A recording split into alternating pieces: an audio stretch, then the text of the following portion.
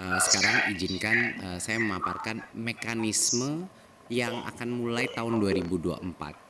Ya, tentunya rekrutmen tahun 2023 akan berlangsung dan kami memberikan kesempatan kepada Pemda untuk mengajukan formasi sebanyak-banyaknya. Tetapi kami menyadari kalaupun itu belum mencukupi, kami membutuhkan mekanisme tahun depan untuk benar-benar menyelesaikan isu guru honorer ini secara permanen. Pertama, mungkin slide berikutnya mengulang sedikit mengenai apa sih alasan kenapa terus ada permasalahan guru honorer ini. Ini ada 3 alasan utama. Yang pertama adalah guru itu adalah pekerja di dalam sekolah-sekolah kita yang bisa saja kapan saja pindah, bisa saja berhenti, pensiun, ataupun meninggal sewaktu-waktu. Jadi ini tidak bisa, sekolah-sekolah itu tidak bisa mengganti karena harus menunggu rekrutmen guru ASN secara terpusat. Jadi ini suatu hal yang sangat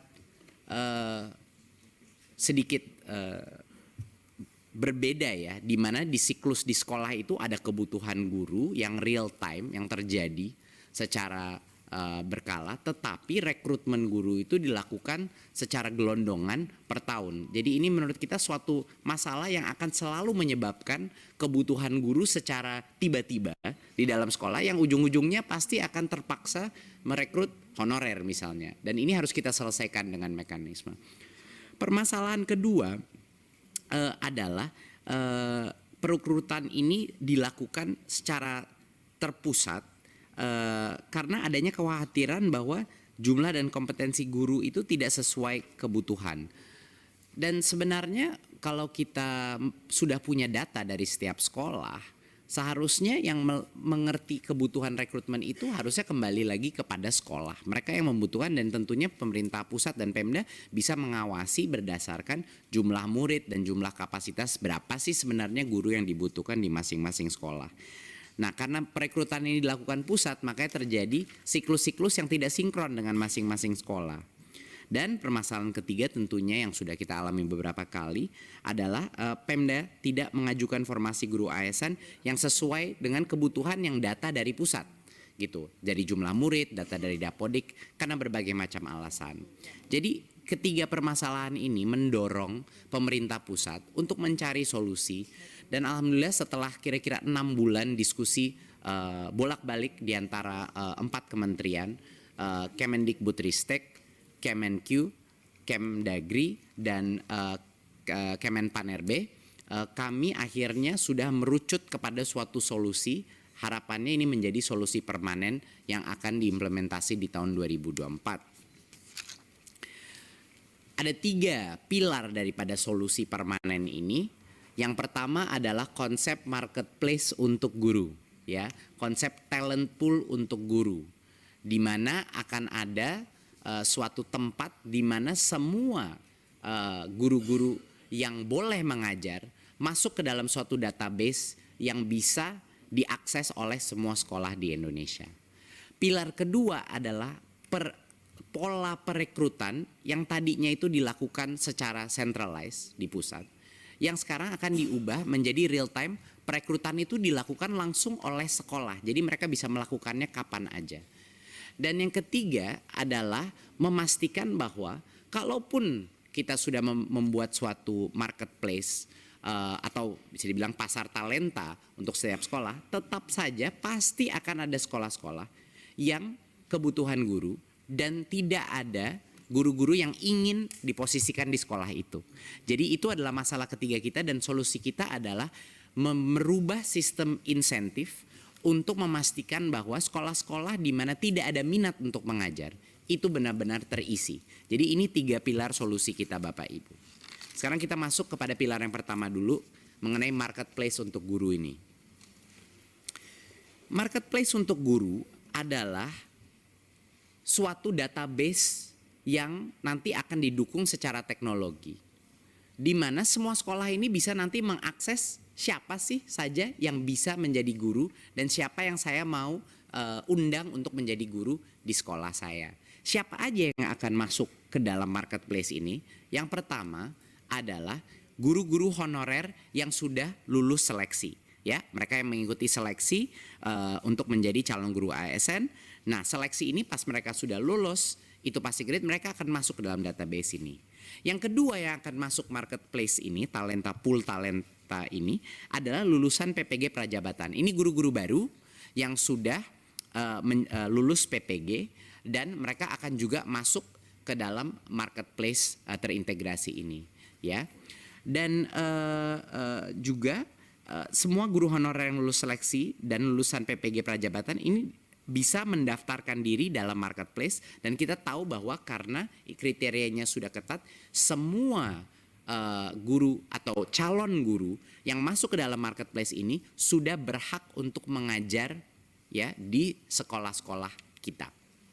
Nah, jadi calon guru ini lebih fleksibel untuk mendaftar dan memilih lokasi mengajar tanpa harus menunggu lagi proses perekrutan secara terpusat, ya. Jadi ini real time, benar-benar kita mengikuti kebutuhan masing-masing sekolah di daerah. Berikut, sekarang kita bahas proses perekrutannya sendiri yang akan berubah. Yang pertama, langkah pertama adalah anggaran gaji dan tunjangan guru ASN yang sekarang itu ada di Pemda, ini dialihkan langsung ke sekolah. Jadi sama persis seperti anggaran dana BOS. Kami akan mentransfer anggaran ini kepada sekolah langsung, rekening sekolah, dan itu hanya boleh digunakan untuk perekrutan guru yang ada di dalam talent pool tadi, yang ada di marketplace guru tadi. Jadi memang dikunci penggunaan dana itu hanya untuk yang memang benar-benar boleh menjadi guru.